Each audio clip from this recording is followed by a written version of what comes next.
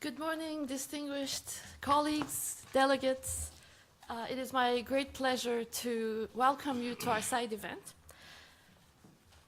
This side event is co-organized by researchers from York University in Canada and from Colorado State University, and it intends to bring together perspectives from researchers and practitioners in order to create a forum for discussing the growing role of multi-stakeholder engagement in climate action. We're very excited to be here, and I want to begin by thanking my co-host and co-organizer, Kenneth Shockley from Colorado State University.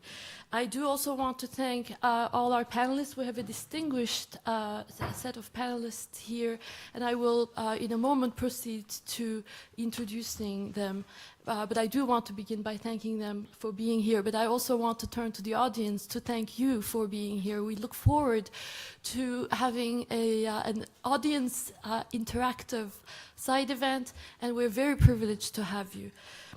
But last but not least, I do want to express my sincerest thanks to the Secretariat of the UNFCCC. We feel very privileged to have this space available to us, to be able to bring our work and to be able to refine our work in connection with the entire multi-stakeholder environment that we encounter here. And as academic researchers, we are deeply aware of the value of having this space at the UNFCCC to interact with you, and I do want to express my appreciation publicly. And in return, we are committed to continue to improve and to improve our work and to pursue excellence together in conversation with all of you. After having said these, I do want to make an announcement that we are being, at this point, for the side event, we are being streamlined. In fact, we're part of a pilot project of a video streaming. So after the side event, we're going to write a summary of the side event, and you will also have access to the link, which we will provide in the document that we will upload. So now let me then begin by presenting the speakers. So my name is Idil Boran. I'm Associate Professor of Political Philosophy at York University in Toronto. And I'm working on a research project that focuses on fairness and ambition in the implementation of the Paris Agreement. And I have a special interest in understanding the transformative practices of multi-actor engagement on the way forward.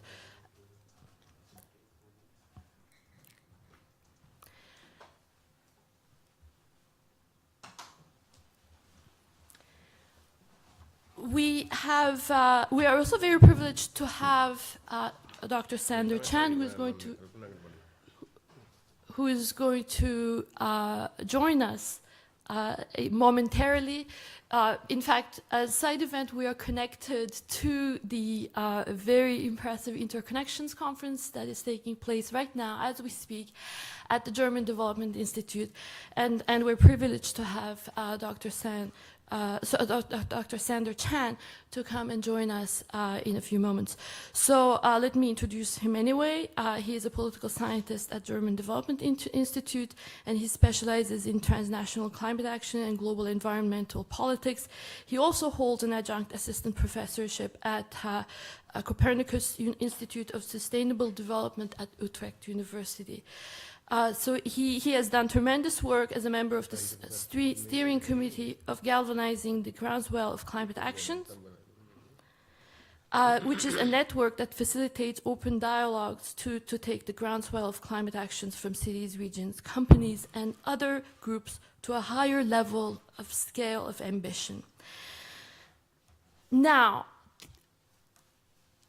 I am extremely honored to have His Excellency Mr. Gemini Tilakasiri, Minister of Agriculture, Agrarian Development, Irrigation, Industries and Environment of Western Province of Government of Sri Lanka, who sits at the end of at the second from the end of the podium. And I'm very, very pleased to have His Excellency among us and to introduce him to you in the audience. We will have the opportunity to hear directly from him as a representative of a regional government, to hear about the experiences and the needs that they have as regional government actor in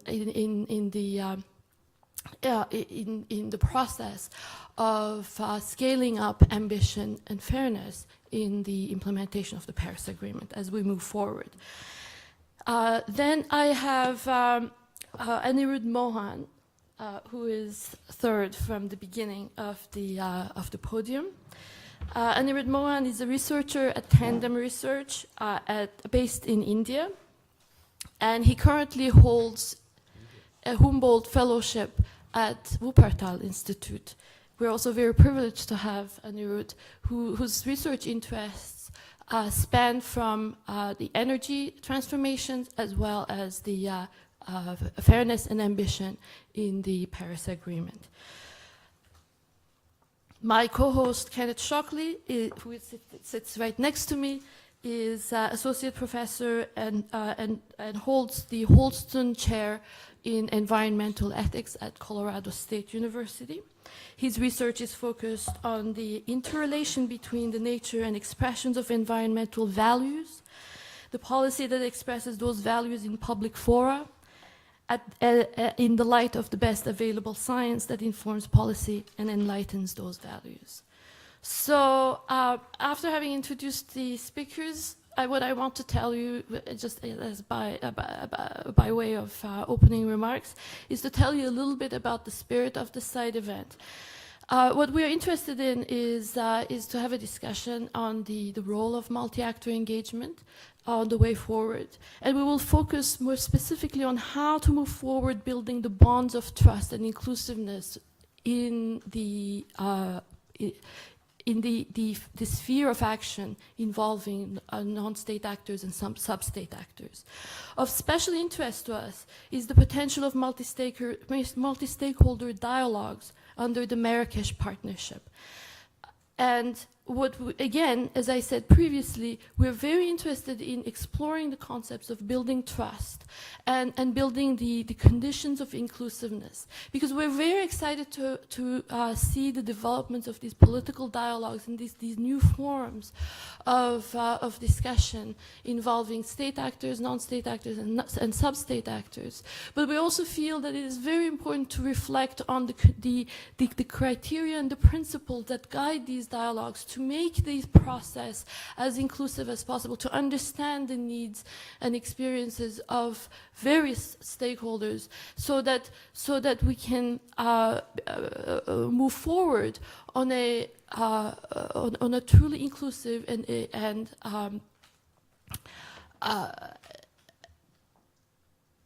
productive manner. So. The other thing that I want to highlight before we begin is that we're interested in addressing ambition and mitigation efforts, we're interested in addressing ambition in mitigation efforts, but also in adaptation, and especially these days we're quite interested in having a discussion on how to connect the goals and the actions around the Paris Agreement to sustainable development goals. So after having summarized very briefly these basic kind of landmarks that, in terms of what we're interested in having a conversation, and we are very keen, after having provided our presentations, to hear from you, to provide your perspectives, and not just to ask questions, but also to engage in a discussion with us, to develop ideas to move forward on how to build trust and inclusiveness on the way forward. Then, having said all this, now I want to proceed into into hearing the presentations. Now, as I said, our next presenter, the presenter who was scheduled for the next slot, is going to arrive momentarily. And so in order to proceed, then, and here is it, we were just talking about you, Sandra, please come and join us. I did all the introductions, and this is a perfect timing. So then, I'm going to, without further ado, I'm going to just briefly remind you that this is, we're very privileged to have Dr. Sander Chan joining us from the German Development Institute. I have already provided the basic bio, and in fact, there is no need for further introductions for Sander, who has done tremendous work with the Groundswell, and also as the organizer of the Interconnections Conference, which is happening as we speak. So then, here's to you, Sander. I'm going to turn this off. All right. I think you have some slides, right? So I'm a bit out of breath because I just ran over from the venue where we are holding a conference on the interconnections between the Paris Agreement and SDGs. I would say the two leading agendas that would really have, you know, our shot at a climate safe, resilient and low carbon future that is also just and sustainable. So before I go into the background of what our conference is about, I would like to share with you some insights from one study I've been involved in, which kind of inspired me to set up this conference. And that is my research on climate action. So on the road of Paris, I'm sure you know, we have seen an enormous groundswell of cities and regions and business and investors and NGOs and faith communities who stepped up with their mitigation, mostly mitigation, sometimes also adaptation actions. And they have also pressured their governments to agree to an ambitious Paris agreement, and we know where that has led us. So there's some success that this groundswell could claim, maybe. Also, at the moment, the UNFCCC registers over 12,000 of such commitments on their NASCA portal.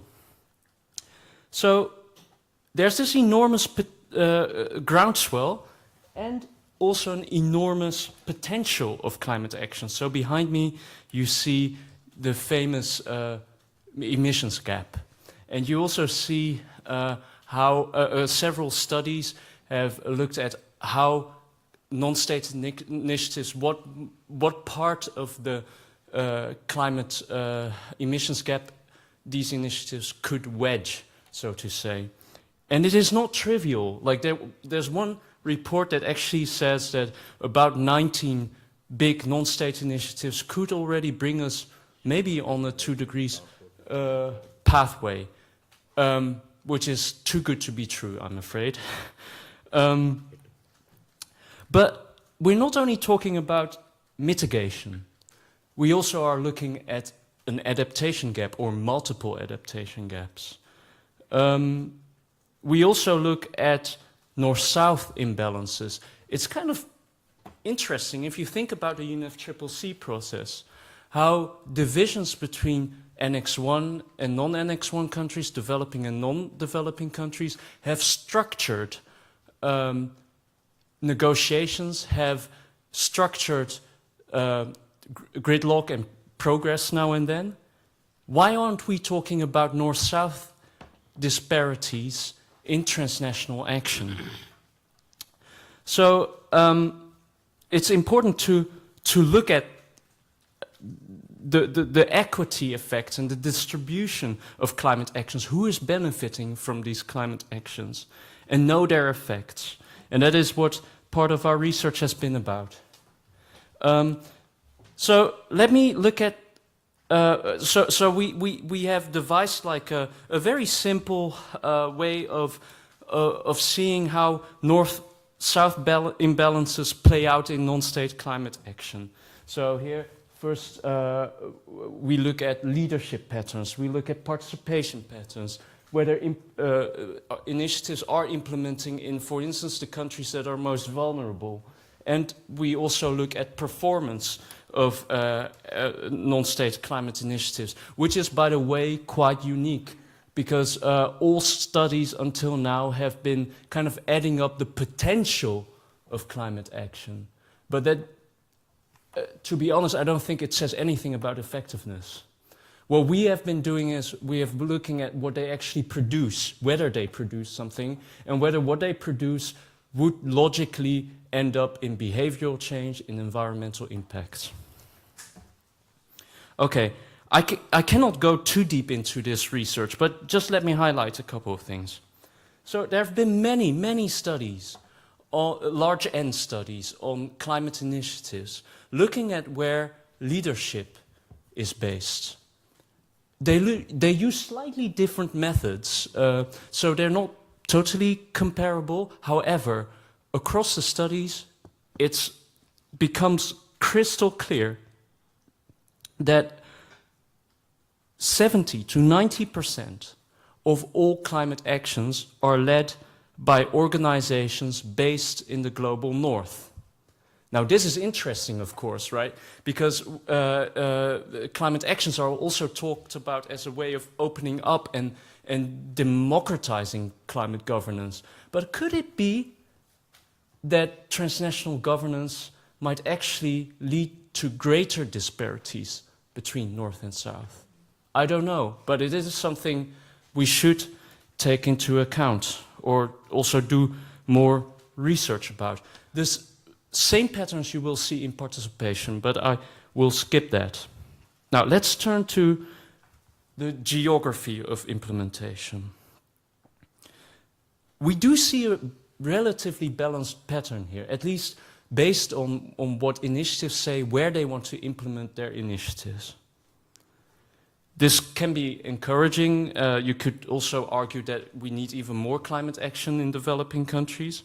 But of course this raises questions. So most climate actions are led by partners in the north, but they want to change things in the south.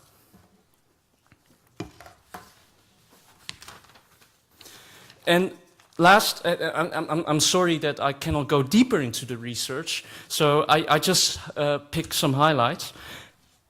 The last thing I want to bring to the forefront is implementation. So what we also did was we compared what initiatives said they would do and where to where outputs were actually produced.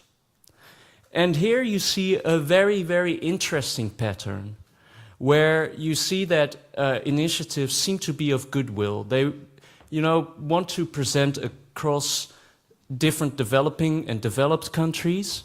But if you actually look at where things are happening, where things are done, where the activities take place, we see quite clearly that the lower income a country, the lower income group a country belongs to, the fewer transnational non-state activity.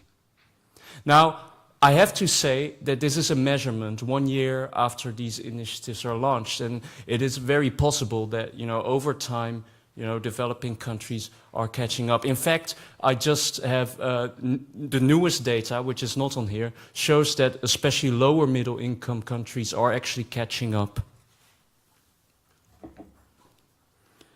So, how do we explain these uneven geographic patterns? Well, I don't really have an answer. I can only speculate. We need more research on it, which we are doing. But one of the things is that our global climate action agenda has been very useful in pressuring governments towards the Paris Agreement, but doesn't pay enough attention to adaptation. It might be that they're not interested in adaptation, I don't believe that. But it might also be that, for instance, the high-level climate action champions are very focused on showing success, showcasing initiatives that produce output. And it also, they have a good feeling about which initiatives can produce on the short term. I think this research shows.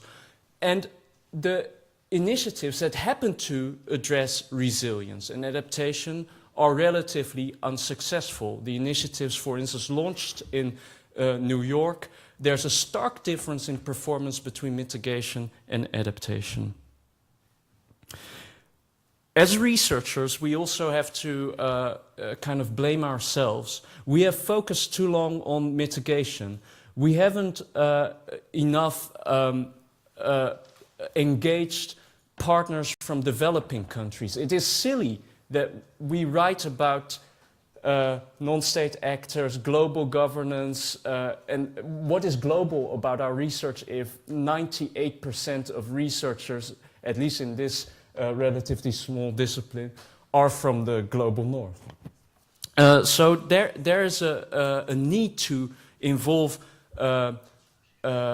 researchers also from the global south and build capacity there.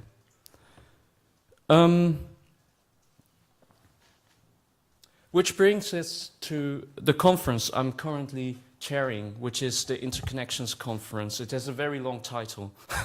But basically it's about how non-state and subnational climate actions could contribute to both Agenda 2030, sustainable development, and climate change. Because let's be fair, we won't have sustainable development without effective climate action, and the other way around. We also know that governments won't bring us there, not in time. Our carbon budget is done in 2021. We also don't have time too much for new research. Before our research proposals are out, get funded, and we get our first findings, we're past our carbon budget for 1.5, you know. So therefore it's important to have spaces, like here, like at our conference, where we have not only researchers talking to each other, but also policy makers and civil society, and you know, share the knowledge and try all we can with the knowledge we have to bring us back to a more sustainable path. So our conference is transdisciplinary. It, you know, 30% is policymakers. We try to have 30% policymakers and another 40% researchers. I haven't broken it down yet. We still have to do that because the conference is ongoing. We focus on both agendas, and because the sessions are going on here, and we did that on purpose, we hope to also bring sustainable development front and center in the discussion in the Global Climate Action Agenda.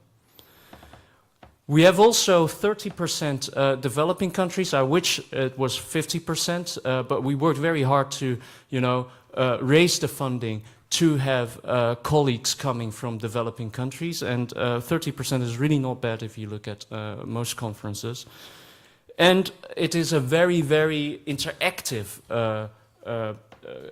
conference where we, you know, invite people to share their visions in formats that you might not usually see at conferences. So it's all quite experimental, a bit scary, but let's see what comes out of it. Thank you. Thank you, Sander, for this extremely insightful intervention. And so in this spirit of interconnections, I now would like to invite His Excellency, Mr. Gamini Tilakasiri, to take on the podium, and we are very interested in hearing their perspectives. Thank you.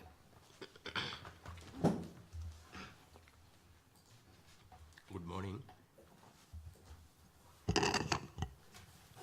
Good morning. Distinguished delegates, ladies and gentlemen, I deem it a privilege to address you all at the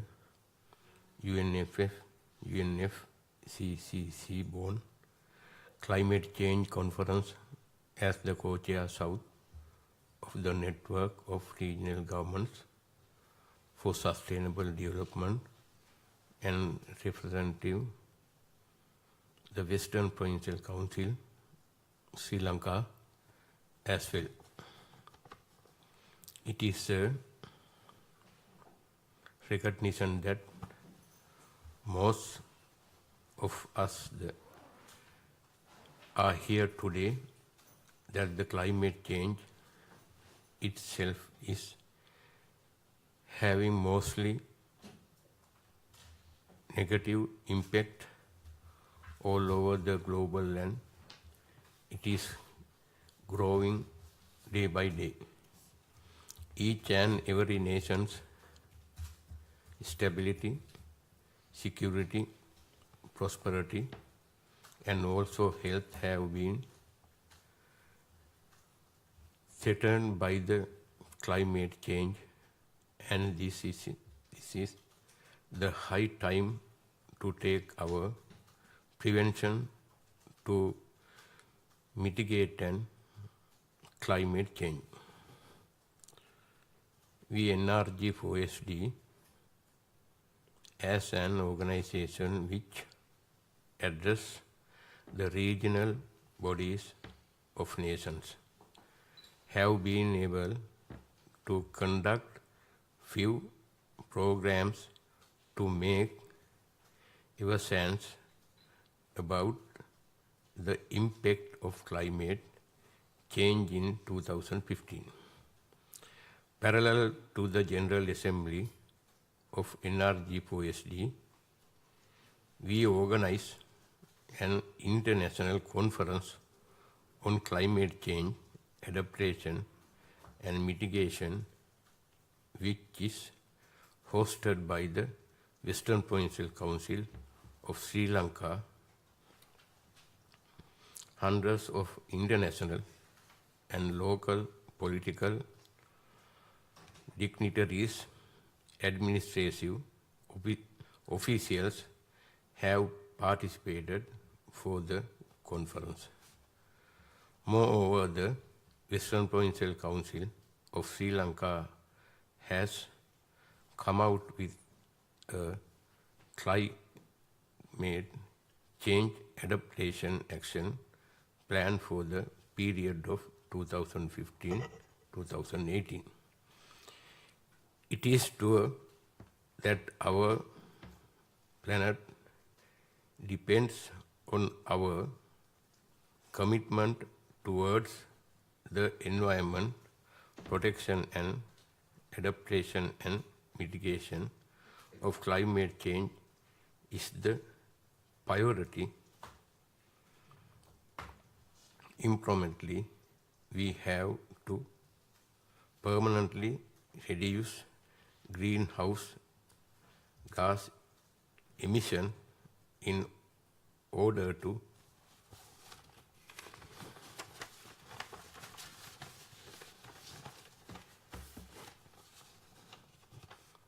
above our goals in climate change. So, the journey towards achieving the goals is hard and long. We have to fight back really hard for it. Therefore, an organization like NRG 4SD and regional governments can make major contribution to achieve these goals by implementing through grassroots level, and also in achieving sustainable development goals. Our organization can be a prominent stakeholder, work towards in fulfilling the goals for poverty elevation, effect, environment protection and prosperity, and ensure food security and nutrition of all species on the earth. I am proud to mention that His Excellency the President Maithripala Sirisena has initiated timely, important programs to meet sustainable development goals as well as environment conservation, climate change adaptation and mitigation program under his government. Especially, I must thank his leadership on climate change adaptation and mitigation related new initiatives in my country which are internationally appreciated. Finally, I would like to warmly express appreciation of your inspiring participation in this valuable conference on recognizing the timely requirement of making our efforts to minimize adverse effect towards the climate change. So the journey means to make our world safer, cleaner and healthier in tomorrow, the today. Best wishes for all future actuators in making our world a better place. Thanking you. Thanking you once again for giving me this opportunity to address you all, and I will hand over the rest to be carried over to the Secretary of my ministry, Mr. Nayanananda Nilwala, who holds the responsible position administrative the NRG 4SD. Thank you.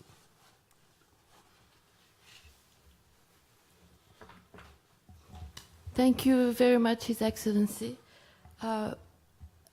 Your voice and perspective is important to us. We greatly appreciate your insights.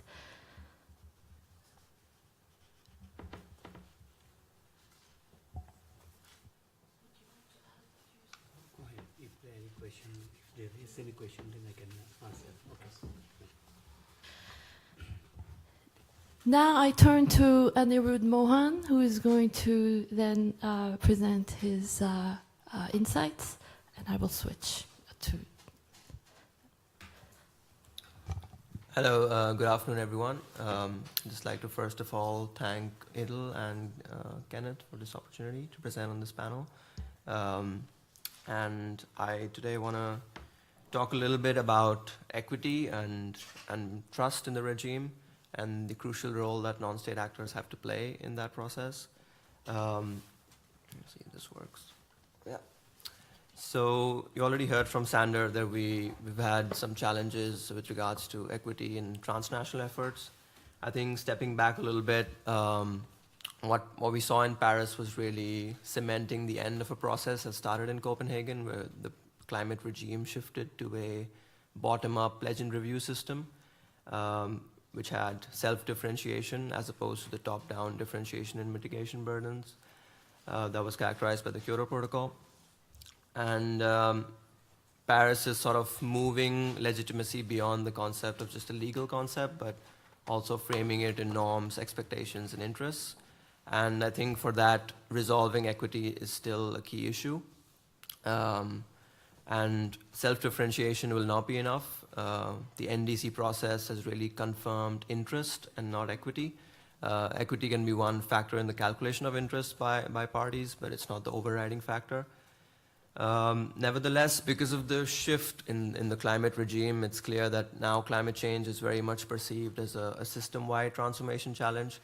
But the debates around equity are still very much stuck in the old framework. It's been noted by researchers that all the commitments made by developing countries in the lead up to Paris actually ran counter to virtually every major equity principle, including the ability to pay principle, the egalitarian principle, vertical principle. So equity debates need to be transformed. There's a crucial role for non-state actors to play in that. And we cannot simply negotiate equity in the silo of the UNFCCC. There needs to be linkages to other regimes. For example, the question of sustainable development goals, renewable energy financing, the increasingly important question of climate refugees. Equity is going to play an important role in all these conversations. And what we're looking for now, instead of elegant top-down solutions, is more clumsy bottom-up approaches to resolving this issue. And in terms of trust, I think one of the positives that we've seen after Paris is greater involvement of non-state actors. I know, coming from India, that just a few years ago, a lot of sub-state actors were not allowed to go to the Cities of Mayors conference or these meetings with other counterparts in other countries because the government wanted to really closely control the negotiations and what was promised and what was discussed. So this move away from a very high-level, top-down bureaucratic control of climate action, devolving power to lower units of governance, is a sign of greater trust between parties, and that's going to be very important going forward. Because in the absence of a fully legally binding regime with sanctions and incentives, the notions of trust and norms will really hold this together. And I think what we're also seeing is an increasing emphasis on informal, minilateral, bilateral dialogues. We saw it in the lead up to Paris. We saw the US-China accords. We saw the US-Brazil accords. So that's really building momentum at a bilateral level, and that's important because in really big multilateral conversations, compromise is difficult. It's complicated and under full public spotlight.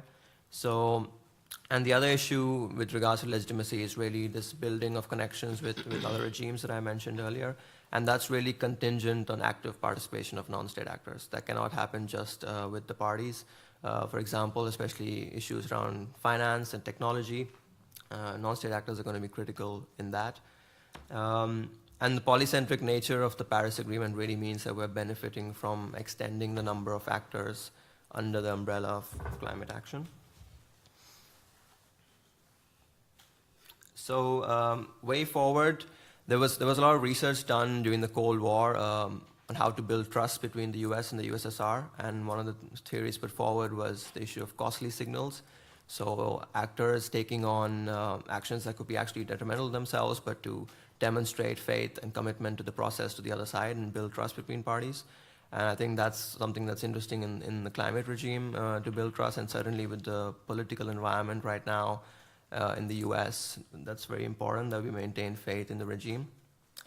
And demonstration of promises kept and keeping those commitments can help ratchet up ambition. I think the global stocktake has been framed very much in the sense of peer shaming, but it can also be looking to get peer approval and lead to a positive feedback where we increase ambition. And what we're seeing really is that as the equity conversations are going to be shifting across regimes, trade, human rights, question of sustainable development goals, we're going to need a certain set of guiding principles and a common identity to frame these conversations. And I think what is required are pole-star references and the concept of boundary objects, objects which have a common identity across sites in different forms but can be reinterpreted by actors in different ways, is a useful way to move this forward. A simple boundary object is the 2-degree target in climate policy, which means different things to different actors, to civil society, to scientists, to policymakers. And I think non-state and multilateral partnerships will really be the key to driving the high-level agenda. The focus of the UNFCCC negotiations is moving towards rulemaking. It's less exciting, it's more legal, but it's important to keep that top-down momentum going. It's very interesting. The EU and China are now having a climate summit in June. We're also seeing a lot of companies and private sector in the US put pressure on the Trump administration to stay in the Paris Agreement. So this kind of high-level agenda setting and momentum setting is really important as the focus of the negotiations themselves move towards more legal issues. And yeah, to conclude, last but not least, equity needs to be addressed across regimes. Just as an example, we had the Sustainable Development Goals and Goal 7, which calls for energy access for all. It's a very noble goal, but the metrics and the details is where it gets tricky. So there are multiple tiers in how to measure energy access, and it's interesting to see that the middle tier, Tier 3, actually talks about energy access to be measured in terms of 1 kilowatt hour per person per day. And that's for a household, that's very less, because just for a household, for a fridge, refrigerator, you would need 500 kilowatt hours per year. So 365 is not going to cover it. And even the highest tier talks about 600 kilowatt hours per year to measure energy access. Just an example, in the US, the average citizen consumes 13,000 kilowatt hours per day. So equity is critical in reflecting and measuring some of these targets and goals and what we're talking about. And I think Kenneth is going to go into further on the linkages between the Paris Agreement and the SDGs. So I'll hand over to him. Thank you. Thank you, Anirudh. So now, by way of closing remarks, I turn to Kenneth Shockley. Thank you. What I'm interested in talking about by way of closing is just this idea of working together. And we've heard through the various interventions and conversations here and elsewhere about the range of different splits, dichotomies, and ranges, gradations between different groups, all of which need to work together to move forward. Whether it's a matter of the interconnections that Sandra referenced to about the developing connections between sustainable development goals and some of the climate change protocols we've been thinking about, whether it's finding a blend between the developed world and the developing world, whether resolving the north-south disputes or looking at the balance between businesses and governments, whether it's balancing political entities and traditional civic actors, or even finding ways, as the center of our discussion here is, to balance state actors and non-state actors. But the question is, how can we form this idea of working together? How do we form the right kinds of contributions?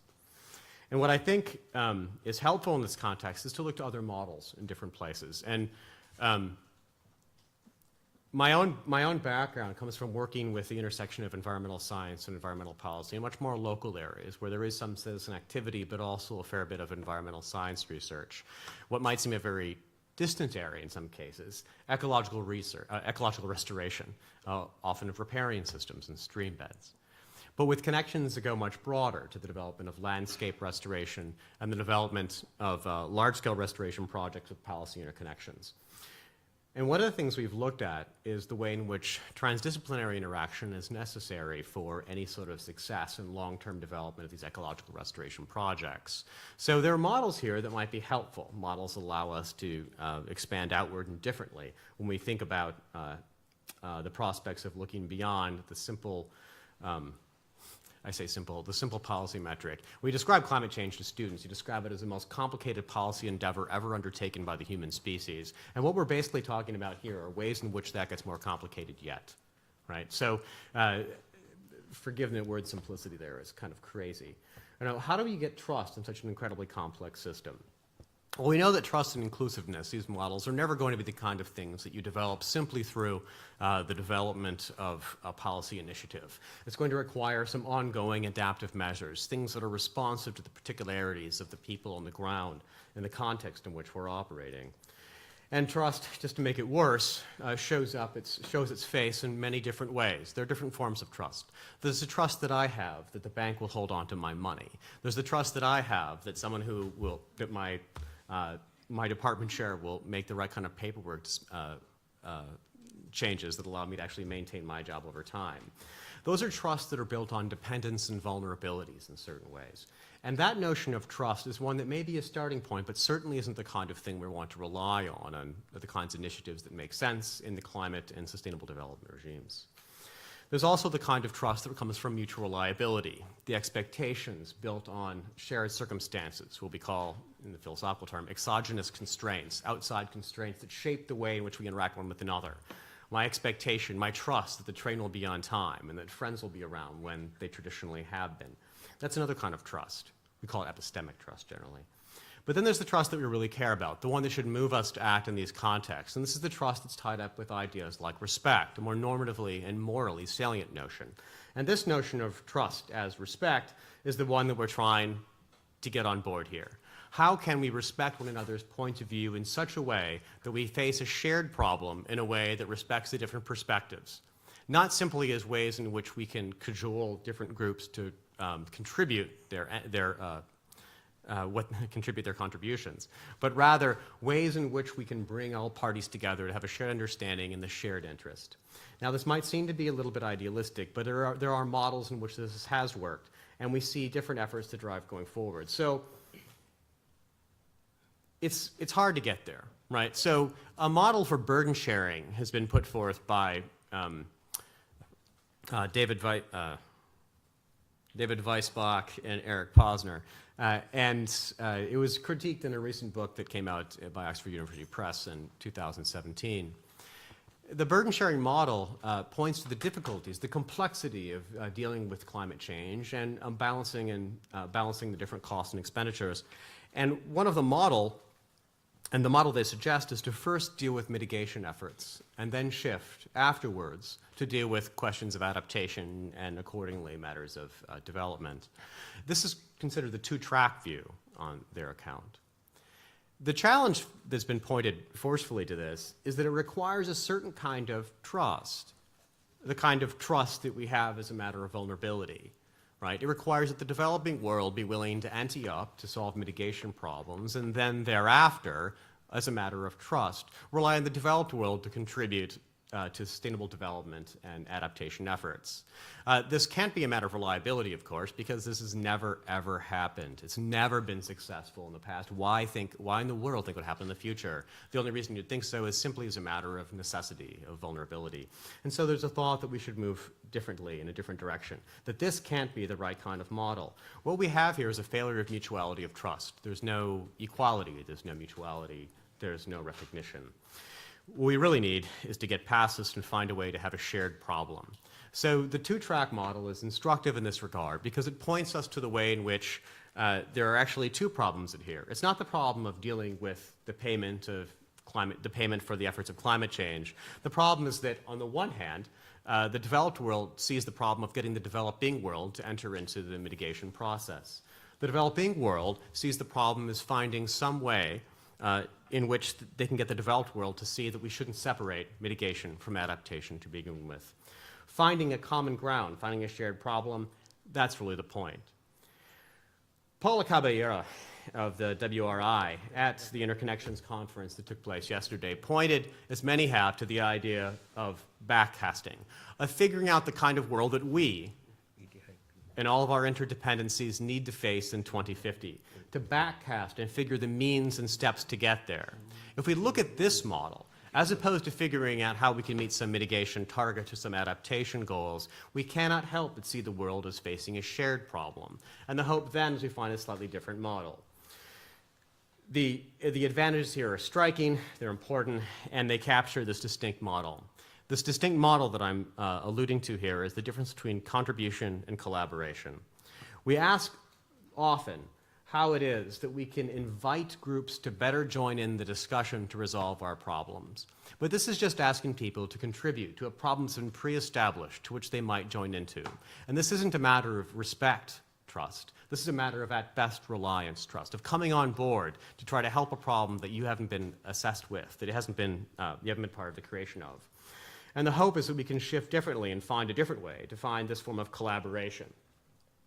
Wael Hamidan of Canada International, thank you, pointed to this very issue when he pointed to the importance of finding solutions, of finding models going forward that rely not on government designing the process, but rather on civic sector being central to the designing of the process. And this is precisely the model of collaboration that we're pointing to. to have collaborative problem formulation take place not by states who are then telling civic society how they should approach the problem, but rather have those developed from the ground up as we figure out how to go forward together and work together to solve some of the grand challenges of integrating climate change solutions and sustainable development goals. I'll leave it at that. Thank you, Ken, and thank you, panel. I'm really moved by how the presentations really complete one another and build on one another. We heard we heard many interesting points, but we heard from Sander some really important insight that research suggests that in spite of all the goodwill in initiatives, when we look systematically at where action takes place, lower income countries find themselves underrepresented. That's a very important insight, but it's also, we can also see these disparities of representation between sectors too, and we heard from His Excellency Mr. Gamini Tilakasiri, Minister of Environment of the regional government from Sri Lanka, of Western Province of Sri Lanka, that in the journey towards policies that are truly transformative, regional governments can make a big difference, and this is something to take into consideration. From Annie, we heard many very interesting points, and one that really stayed in my mind is that in order to build the bonds of trust between multiple actors, we need to move away from the kind of more just strict policy approach or legalistic approaches towards the sense of dependency and linkage, and the that's kind of more organic, and the role of non-state actors can be very important in achieving these linkages, and I find Ken provided further insights along those lines, really just by putting forth this idea of moving away from a contribution towards an idea of working together. But of course, as Annie was saying, we need to develop principles and criteria to achieve that, because just wishing that or just opening the forum for discussion does not, it by itself, give those results that we hope collectively moving forward to achieve. So having said that, now we have lots of time, which is wonderful. It was designed for that. And so I really want to hear from the audience. We have a catch box. It is very important that that's passed around. And so please introduce yourself, and we're interested in hearing your contribution, well, actually, more than contribution, your insights into how we can further develop these ideas. So I'm going to ask someone from the panel to pass the catch box to the audience, please. And I will take the questions.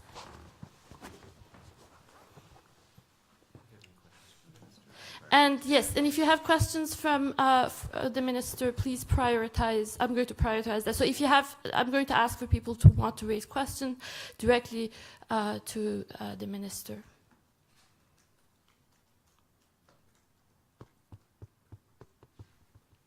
Then maybe I can ask as in my capacity as chair. His Excellency, you said that you have, as regional government, much to offer, and you have also outlined the activities that you have made. Can you tell us a little bit more about maybe some of the challenges that you might face, or maybe express some needs that you might have in order to unlock the capacity of regional governments to establish these linkages? Thank you. On behalf of my minister, I would like to contribute for your question. Here, at the national level, the much of strategies and policies so far they have developed to mitigate and climate change adaptation. At the regional level, we also had a plan to the regional climate change adaptation and mitigations. Especially when the policies and strategies which come from national level to regional level, most of the action has to be taken at grassroots level. We have to come back all together like local government institutions and the community and the multi-stakeholders towards. That when we are trying to make action and implement all these strategies and the policies towards the climate change adaptation and mitigations, the thing that the challenges before is the sustainability of the program which we have initiated. The other one is the how we communicate it to the community, those who involve most of the vulnerable community, and this especially under our ministry that there are agricultural programs. Agriculture is highly vulnerable for climate change adaptation, climate change, of course.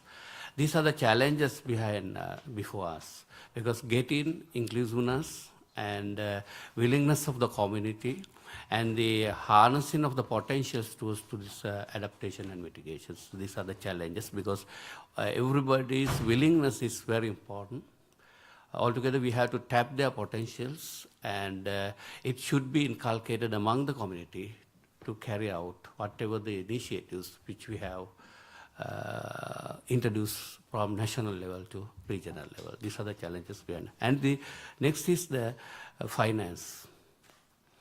There are that lot of programs, lot of initiatives. To implement those programs, the finance is crucial for developing nations. If it is so, then we can go ahead with sustainable manner. Thank you.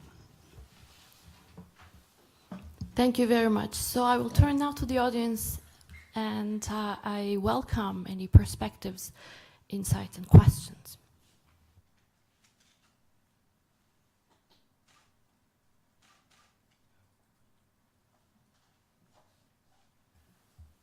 So have any of you been involved in the development of non-state actor engagements with your local governments by changing something new? Have you noticed a change of access or a change of ability and capacity, that the state actors are more able to do things now than they were, say, 15 years ago? Or do you find yourself somewhat stifled in your capacity as people outside state actors?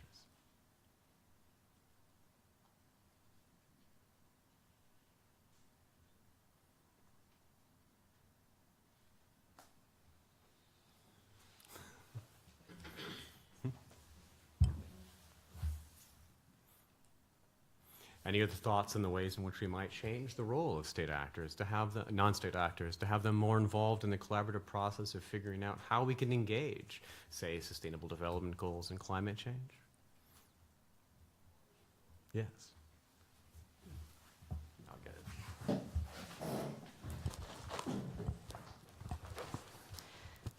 Please introduce yourself first and your affiliation. Hi, my name is Carmen, and I'm from the International Federation of Liberal Youth. And I think I will follow up on what you already suggested. I was wondering if you maybe could elaborate a bit more on how you see trust changing now. There's more focus on cities, urban areas, getting more responsibilities, and it's like all these days stress that these areas are super important. And I was wondering, because policy officers say at the local level say they can't do it without civil society, for example, do you think that has influence on the relation or their trust relationship? And also I have a question for you. You talked about the polycentric approach of the Paris Agreement, and one issue that is often raised is that monitoring is very complicated. Could you maybe give your reflection on that as well? Sure. Well, I think that with the increased complexity of the problem we're facing, with more issues of sustainable development and climate change being recognized as being interdependent, there's more space for people to recognize what they don't know, right? And it's harder for for national actors and even state actors to be able to both have the epistemic capacities, the ability to know the right sorts of things, and also the power-based capacities, how I can actually affect change without utilizing resources and having access to those resources. So I think this provides an opening, this problem that we face of the dropping off of certain state actors also provides a striking opportunity for those state actors and non-state actors to recognize their need for others. And in doing so, you end up having a different kind of trust than you had before, where you'd simply rely on non-state actors to be like a consultant or someone to walk in and solve a problem you might have, but rather to rely on expertise in a different way, to think of them as people that you have to understand, know things that you can't possibly know. You're not looking at them for information, you're looking at them for an alternative perspective and a way of addressing a problem to begin with. And that's a different kind of perspective. We can hope it forms. We see vestiges of it showing up in the United States and local initiatives, especially in the past, if I may, 100 days, which has been very different in the United States. But also we've seen it arising earlier with the cutting of funding in certain areas. You see people resort to different kinds of approaches where they can't rely on having federal-based funding to resolve problems. They rely on community groups and volunteer organizations and state organizations more than they had in the past. So I think that there is hopefulness here that in virtue of some of the problems of the magnitude of the issue and the unfortunate adjustment of resources in certain cases, that we'll see relying on one another not simply as a matter of relying for useful needs, but relying in a respectful way on one another to see that other perspectives will count as much as our own. So that's mine. Great, thank you. Annie? Yeah, and on the question of monitoring and verification, I think a lot of the rules still have to be made. So let's see what happens with the rule book and what's agreed on. Coming from India, I know that for a long time we had a lot of issues with transparency and monitoring, external monitoring of what we were doing related to questions over sovereignty. So a slightly non-intrusive system might actually work better. And there's some literature around incompletely theorized agreements which suggests that that could be possible. But one of the positives from the Paris Agreement was that there is the stock take and monitoring and transparency, not just on mitigation actions, but also on finance provisions from developed countries and reporting of how much they are contributing. And I think that was very critical to get the approval of the agreement from developing countries who wanted that. So it really remains to be seen. I can't answer that question completely until the rule book is made and the SP 46 negotiations are towards that. So, yeah.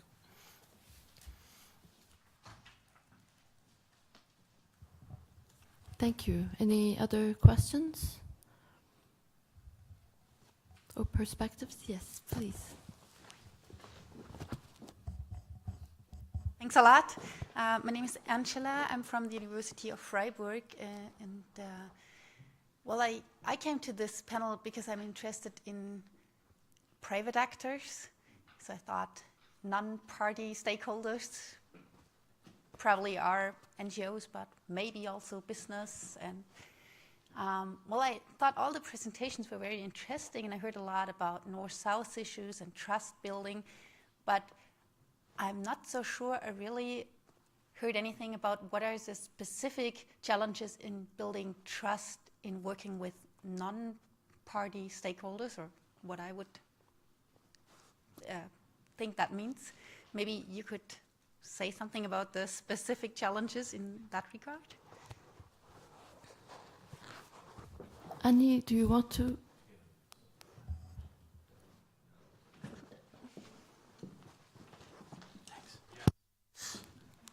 Thank you. I am Ambacho from Ethiopia, representing the private sector as a delegate. I also had the same feeling with her. Coming here, I was expecting the researchers would have invited one of the speakers to be from the private sector, from the civil society, than from a subnational government, which is anyway part of the state. And I was also hoping to ask the minister from the subnational government whether they themselves would allow participation of other non-state actors in their constituency. That was my question. Thank you. Thank you. This is greatly appreciated. And in fact, we do want to open the discussion to include the perspectives of the private sector. In terms of trust, I think what a good start is to have some landmarks or to have some kind of roadmap to understand maybe some of the challenges. And one way in which there is a challenge, we hear a lot about conflicting interests and sometimes incompatible visions, because we know, for example, that there's been a lot of work done in the climate change movement with NGOs. Even within that framework, there is considerable difference in terms of vision on what climate action requires. Now, when the field is open to the engagement of the private sector, then we have an added layer of differences of vision.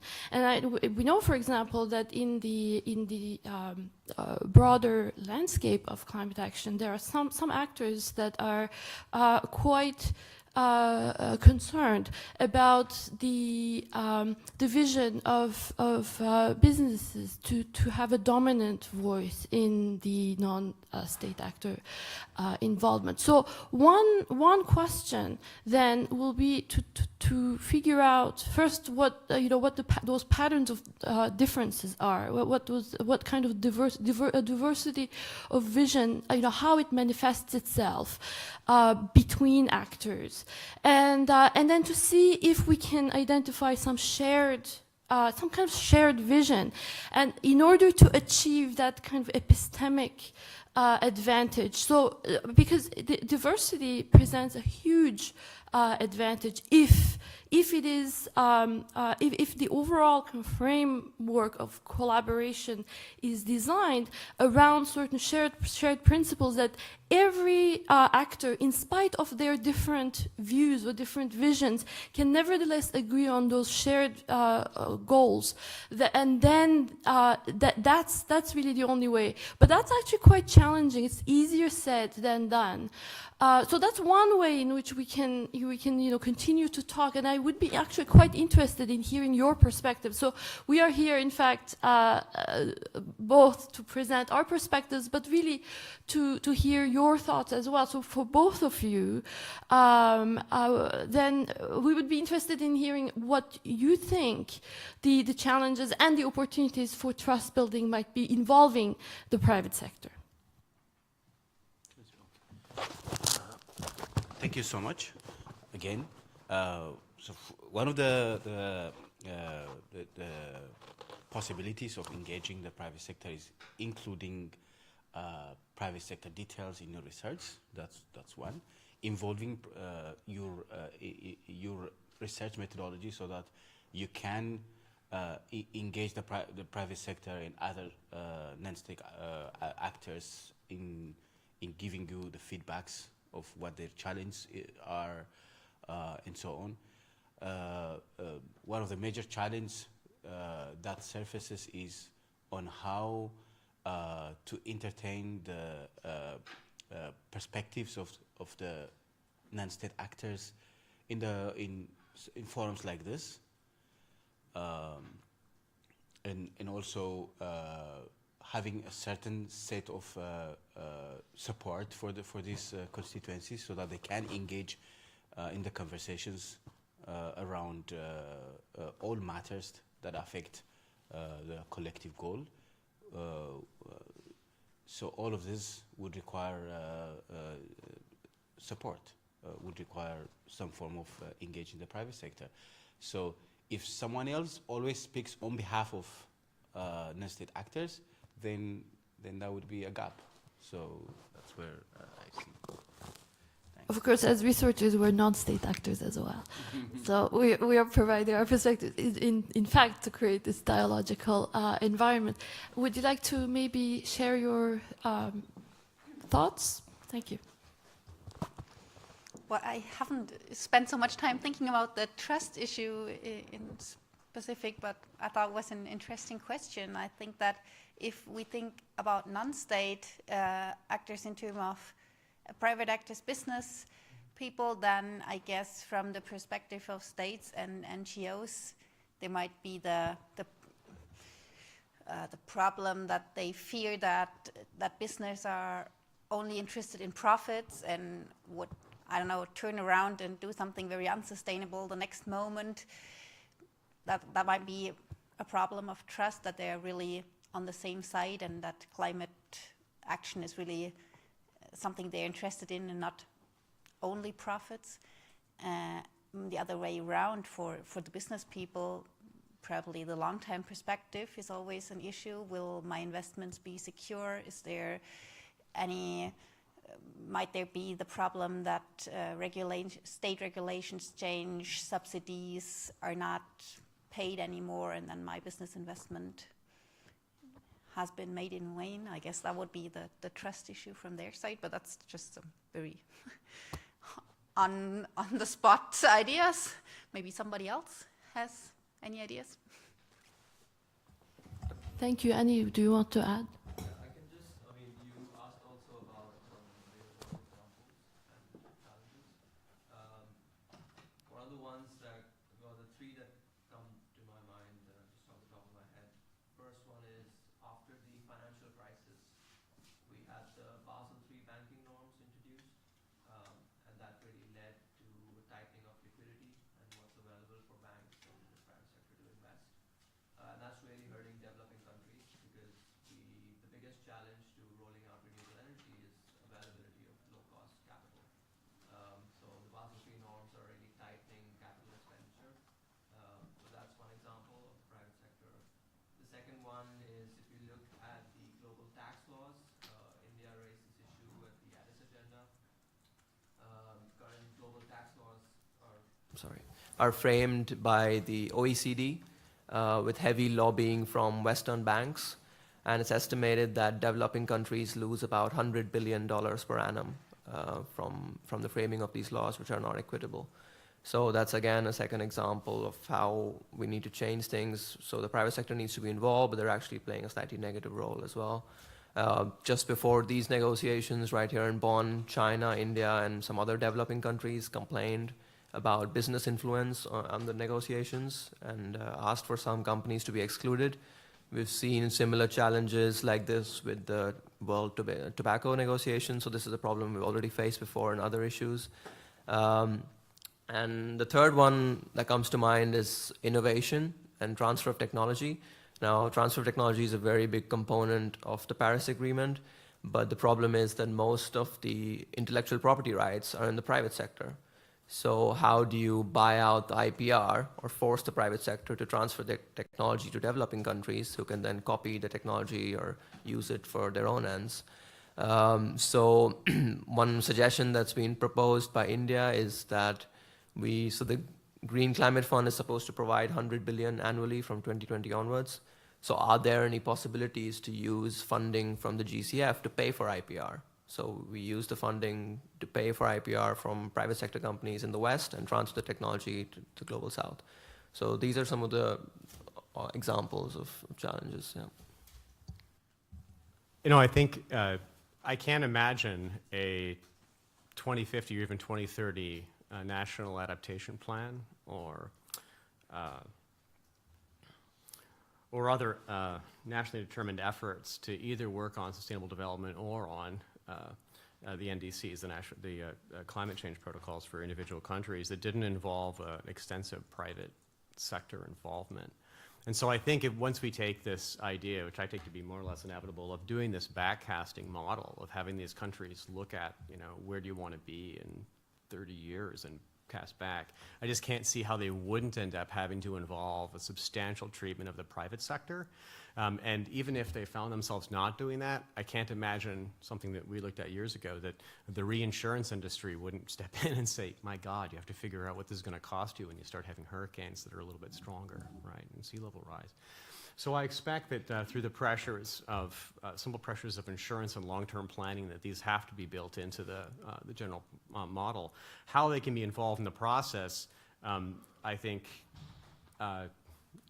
my own tub thumping here. It's just there needs to be sort of a collaborative engagement in the long-term planning program. And if we recognize what the problems are in obtaining our 2030 or 2050 objectives, somebody said the other day, 2050 is now. You start planning now, and to do that, you have to figure out what companies and what national interest, including economic interest, are going to be at stake in that kind of time frame. If you do that and you backcast, you'll have to look at the shape and form these countries, these companies and these countries should take, including the non-state economically driven actors that are the focus here. What shape they should take, what regulations could be put in place that would help to guide them, satisfy their own interests in tandem with the interests of the countries in which they're found. So I guess the short answer is I cannot help but envision a way in which all these non-state actors play a central part as long as we have a long-term planning process in place. If we don't do that, who knows? But that's the key as far as I can see.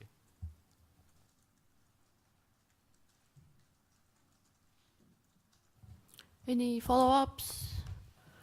What I want to add to this very interesting set of considerations is that it is clear that the role of the private sector is an important one.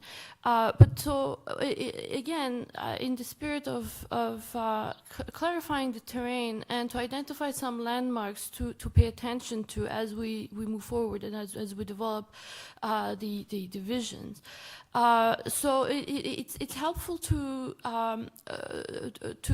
be reminded that, so on the one hand, as Annie was expressing, some are concerned about the business influence being too dominant. So we hear that. I hear it in events here. I hear it also outside the UNFCCC. So that's one concern. But on the other hand, there's another set of considerations that we should not overlook.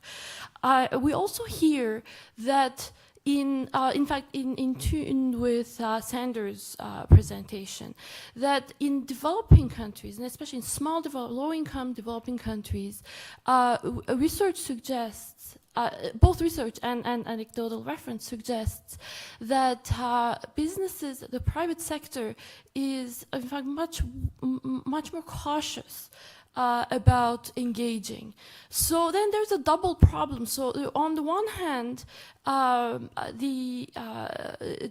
there's a set of questions on how to integrate the perspective of private sector, both in terms of achieving compatibility with the visions of other actors who may not have the same views, but also at the same time addressing the inequities and to avoid an influence of the private sector from developed countries at the and while at the same time not reaching out sufficiently to the private sector in developing countries. So I was wondering if anyone would like to add to that, maybe for either from the panelists or from the audience.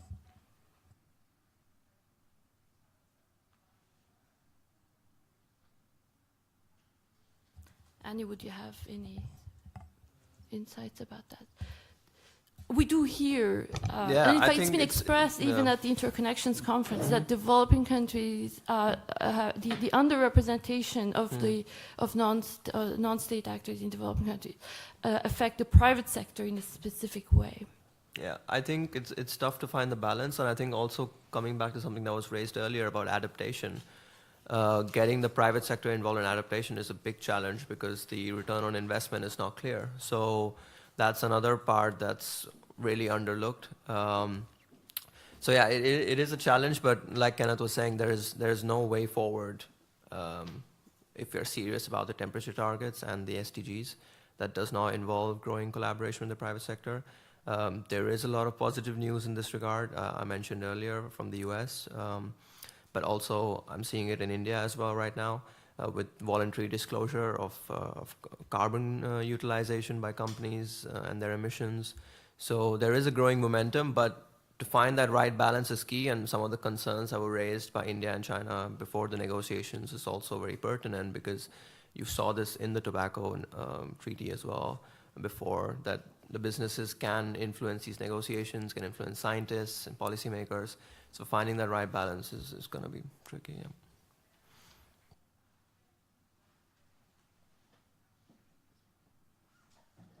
Well, I guess on that idea of finding the right balance, just real quickly, I mean, I suppose one of the reasons why we found ourselves defaulting into being more circumspect about the involvement of economically driven private actors is just that we've been interested in the change of political landscape such that quieter voices traditionally have been, might be rising to the surface, right? And I guess that's probably one way to worry about this, that perhaps there's ways in which a broader range of non-state actors than those that have often been thought of in those terms might play a fairly central role. And how can we think about their engagement in such a way that they provide a more balanced and nuanced way forward, in some ways to balance and mitigate some of the concerns that Ani just referenced a moment ago.